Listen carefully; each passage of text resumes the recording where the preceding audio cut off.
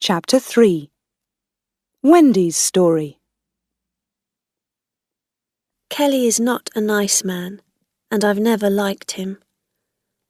I've worked for him for a year now. My father got the job for me. He told me to work hard and not to ask questions. Kelly often gets angry, and when he's angry, he shouts at everyone and his face goes very red. I'm afraid of him, but I don't want to lose my job. I need the money, and it's not easy to find another job. Richard started work at Kelly's about a month ago. We're good friends, but we don't talk much about our jobs. Nobody at Kelly's talks about the work. We don't really know what his business is. He has 2 garages in the town, and he buys and sells old cars. But he also buys and sells a lot of other things too. Furniture, old pictures, jewellery. I think that some of these things are stolen, but I don't ask questions. 10 days ago, Kelly called me into his office. I stood there and waited. He began to say something to me, but he stopped and looked down at his papers. Then he took out his diary and opened it. Wendy, what are you doing next weekend? I'm not sure, Mr. Kelly. How would you like to go on a little business trip? I'll pay you for it, of course. This surprised me, and I did not reply immediately. Then I said, "A business trip, Mr. Kelly?" Yes, to Germany. Just for the day. It isn't a difficult job, but it's important. What do you say? I did not know much about Mr. Kelly's business, but I did know that there was something strange about these journeys to other countries. They happened every 2 or 3 months, and after them there were secret meetings in the office, often late in the evening. I decided that I did not want to go. But I've never been to Germany. Don't you think... Well, perhaps you can ask one of the others. I'm asking you, Wendy. I said that it was important, and I want you to do it. I began to say something, but he was still speaking. I have friends in Frankfurt, and they want to send me some things. They'll give you 3 small boxes, like egg boxes, and you'll bring them back here. There's nothing difficult about that, is there? I didn't say anything. Are you listening to me, Wendy? He asked. I need you to do this job for me. His voice was getting louder now. I looked him in the face. I'm sorry, Mr. Kelly. I've just remembered. I'm busy next weekend. I can't do it. He jumped up and his chair fell back. Now, just you listen to me, young woman.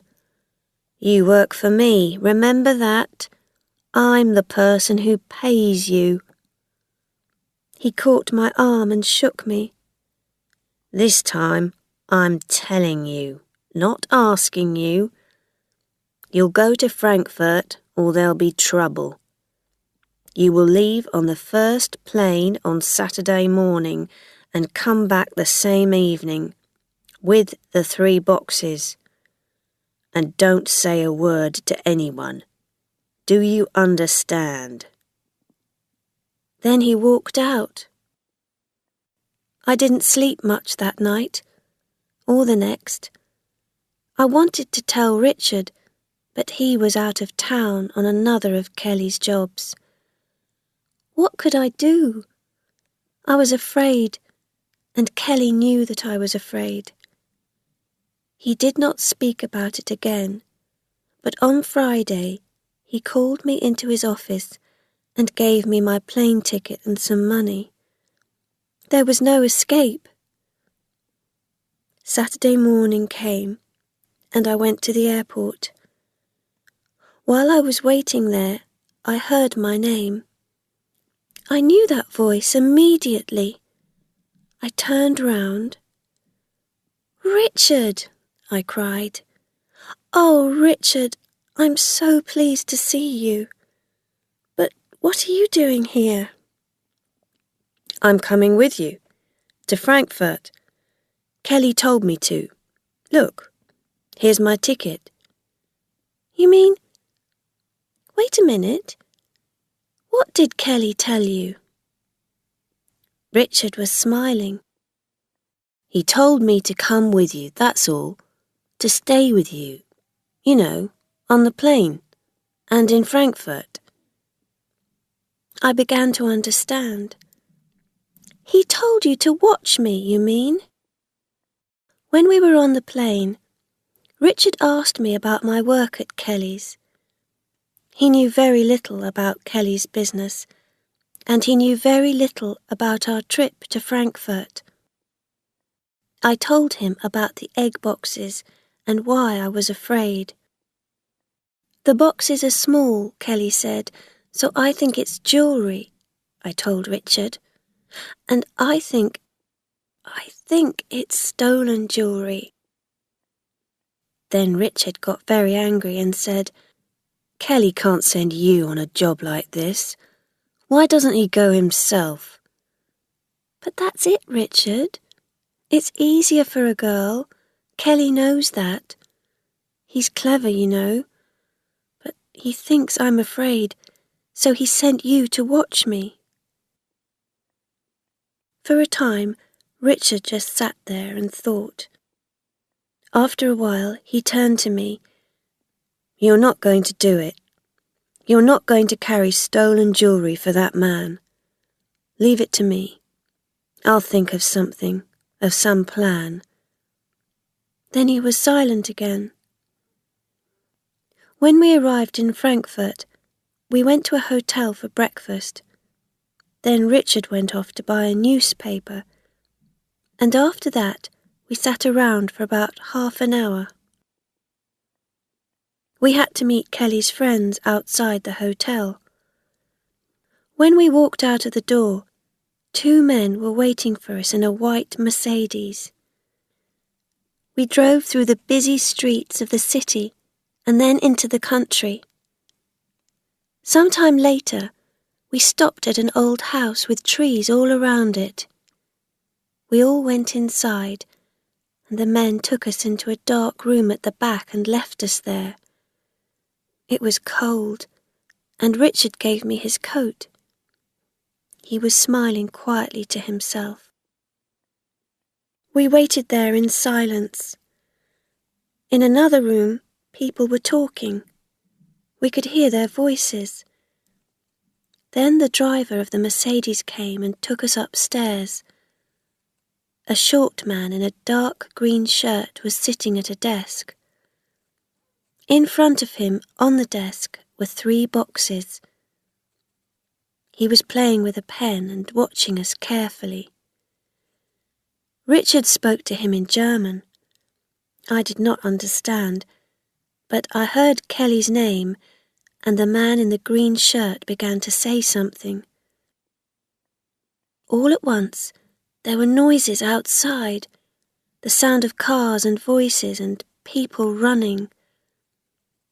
The man jumped up from his desk and pulled a gun out of his pocket.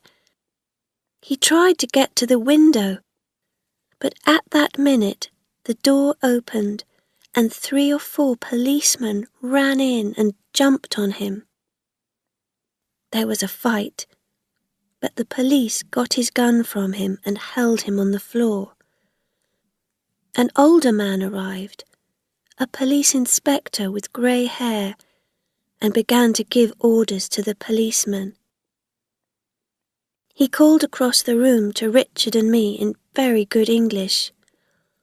"Are you all right? They didn't hurt you, did they?" He gave some more orders, and then he came across to Richard and held out his hand. "Well done, young man. I must thank you for your help." He turned to me. "And thank you, too. You've done very well, both of you. It's been a good day's work for all of us." I looked at Richard, and he gave me a little smile. "What does he mean?" I asked, but Richard did not answer. The inspector then explained to me. "Your friend phoned us this morning from your hotel. After that, it was easy. We just waited near the hotel for the white Mercedes and then followed it here." The inspector took us back into Frankfurt in his car, and when we arrived there, we went at once to his office. He ordered coffee for us, and while we were waiting for it, he said, "You've helped us a lot already, but we need your help with one more thing. There's still Mr. Kelly and his friends. We have a plan for them." Oh yes, he knew all about Joe Kelly. He brought out the 3 boxes and put them on the table in front of us. Then he said, "We would like you to take these back to England with you." Richard and I looked at him in surprise. The inspector waited for a minute and then went on. "You don't need to be afraid. Perhaps you're thinking about the British police, is that it? Everything will be all right. I will speak to Chief Superintendent Edwards in London, and there'll be no trouble for you. Now, listen carefully." He went on. "Just give the jewelry to Kelly. He won't know about the accident to his German friends, and you must not tell anybody about it, or about our conversation today. That's very important. The British police will watch Kelly and wait. Do you understand?" This plan sounded dangerous to me, but Richard said, "Yes, of course we'll do it, won't we, Wendy?" Richard is not afraid of Kelly, you see.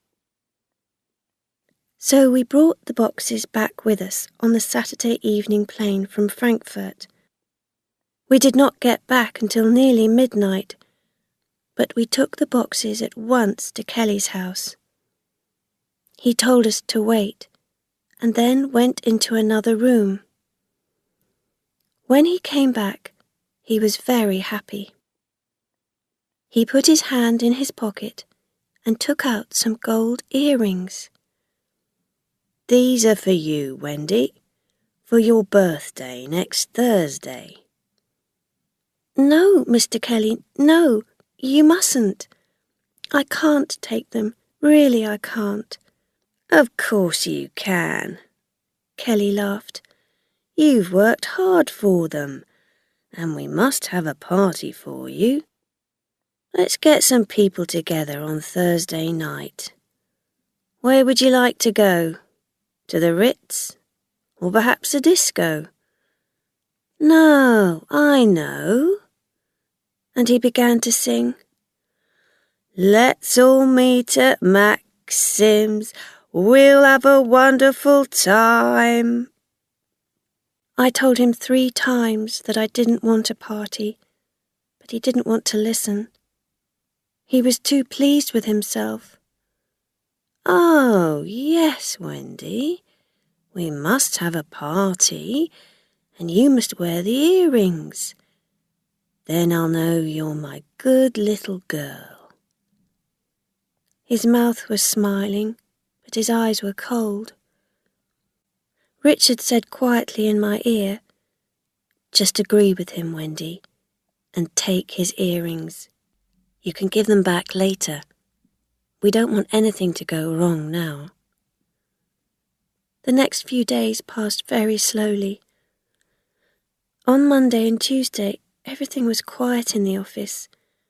Kelly did not speak to me again about the visit to Frankfurt.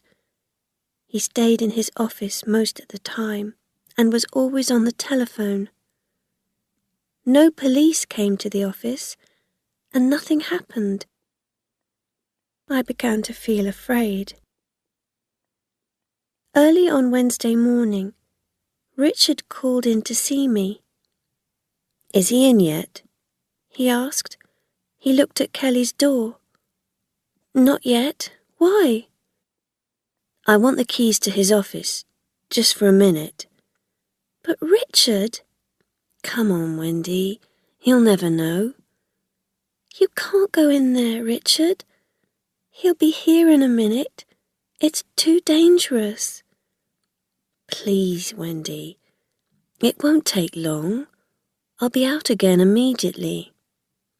But why? What do you want? Don't ask questions. Just give me the keys. Quickly. Of course, in the end, I gave him the keys. He opened Kelly's door and went inside. Some minutes passed, and then he gave a shout. I think I've got something. I went in and saw that Richard was standing in front of Kelly's desk with a letter in his hand. He held it up for me. This, he said, is going to help us. What do you mean? I did not understand. Listen. He read from the letter. The eggs arrived last weekend and they are now in my house. Be there on the 18th of April, 11 a.m. The 18th, I said. That's next Saturday. Just then, I heard a car outside. That's him, I cried. Quick, put that letter back. You must get out of here at once. I ran through to my office with Richard behind me. Out there, quick! I pushed him into the kitchen, and at the same time the door opened and Kelly walked in. Good morning, Wendy. He did not stop, but went into his office and closed the door behind him. Richard then quickly left the office, and I did not see him again that day. He phoned me the next afternoon, which was Thursday. I knew at once that he was unhappy about something. What's happened, Richard? I asked. I'm not working for Kelly anymore, he told me. This morning, Kelly told me to do another of his little jobs for him, and I said no. So he started shouting at me, and then he told me to go. So that's it. I'm looking for another job. He gave a little laugh. And worse than that, he hasn't paid me, and now I can't buy you a birthday present. Oh, Richard, that's not important, I said. But are you coming to Kelly's party for me at Maxim's tonight? I won't go without you. You must come. I can't, Wendy. I'd like to be there, you know that. But we mustn't meet until after Saturday. Why not? What's happening on Saturday? And what's happening about the egg boxes? What are the police doing? Kelly says I must wear my new gold earrings at the party, but I don't want to. They came from Frankfurt in one of those egg boxes, and they're stolen. Oh, Richard, I'm afraid. What am I going to do? Everything's going to be all right, Wendy. Really, I've got a plan. Just go to the party and don't worry. I'll see you soon. Richard put the phone down, and I have not seen or heard from him since then.